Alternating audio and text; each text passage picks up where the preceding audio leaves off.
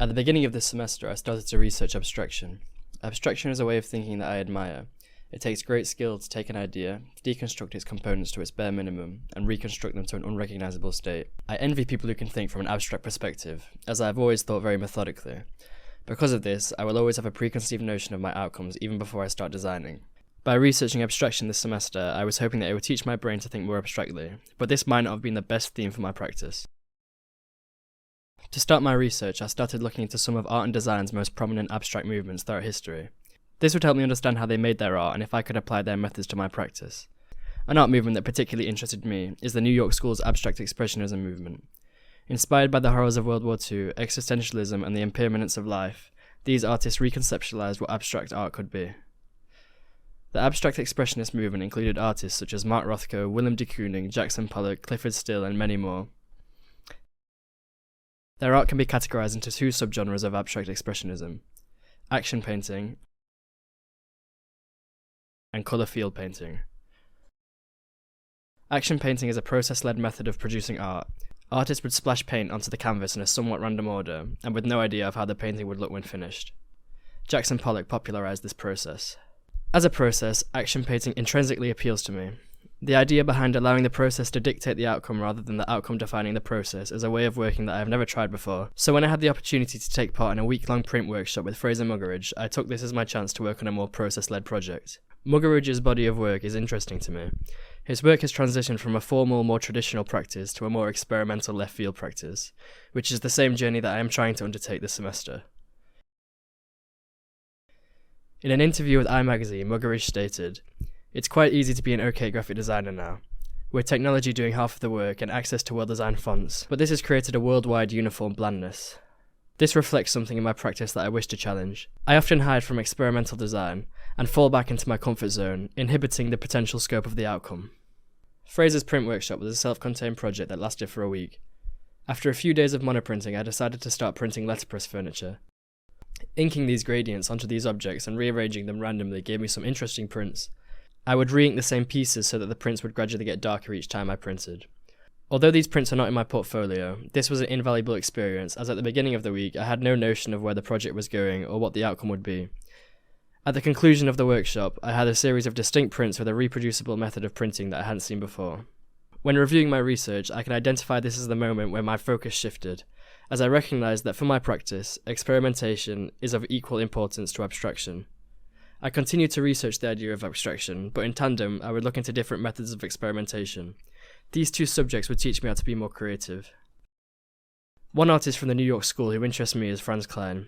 Born in 1910 in Wilkes-Barre, Pennsylvania, Kline was noted for his unique style: broad black brushstrokes on white canvas. A highly contested argument exists about whether Kline's work shares similarities with Asian calligraphy. Recently, we learned that he communicated with a group of calligraphers in Japan named the Bokujinkai. They would send work back and forth to gain insight into art from different cultures. The calligraphy link is what is important to me. I am fascinated with non-Latin based lettering. The language barrier turns characters with literal meaning into a collection of abstract shapes, making foreign design far more subjective. Posters and books designed to inform now act as an abstract layout for unfamiliar symbols. I wanted to produce a typeface that elicits a similar feeling to the one I have while experiencing books from overseas. This leads me to my project, Modern Futhark, a modernization of the eldest runic language, Elder Futhark. My typeface aims to maintain these runes' abstract, rigid nature while reconceptualizing them to fit a modern environment. I also wanted to showcase these runes in the same context the Germanic tribe did in the 1st century, by engraving them into stone, so I laser etched my designs into limestone.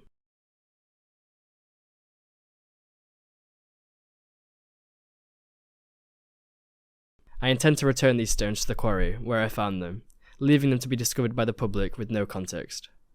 Along with these engraved stones, I also made a collection of letterpress stamps housed in a wooden box. They combine the modernization of the runic typeface with the traditional letterpress printing method. I used these stamps to make several prints, including posters and a concertina publication. Although I like my letterpress sets, I feel underwhelmed by the prints I made with them. I spent too much time creating these stamps, yet when it came to utilize them, I only made a small collection of prints. I could have improved this element by spending more time perfecting my printing method and creating a set of posters that correctly reflect my typeface.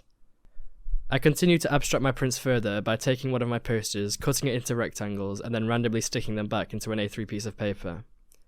The goal for this was to try and use my letterforms and abstractly reconstruct them to see if I could create any new glyphs by chance. I then scanned this new print into the Riso printer to flatten the image. This experimental print was inspired by American artist Cecil Touchon.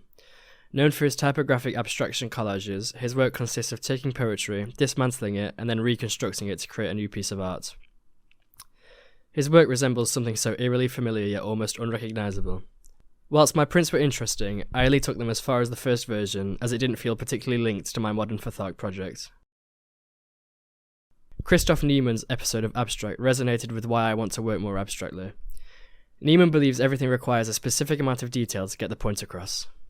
To paraphrase for a moment, Niemann states, if you were to take the example of a heart to symbolise love, at the one end of the spectrum, there's a red square. This is the ultimate abstraction of a heart, but it's impossible to identify as such, so it does not work effectively as a symbol. On the other end of the spectrum, there is a human heart made out of flesh. This is so disgusting that it's the last thing anybody would link to love.